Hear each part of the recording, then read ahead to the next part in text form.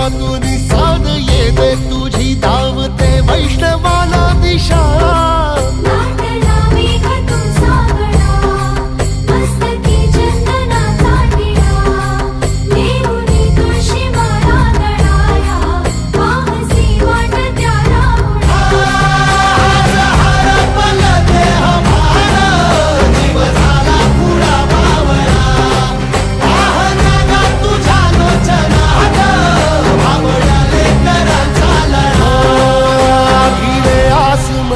ध्वजा वैष्णवांची उभी पंढरी।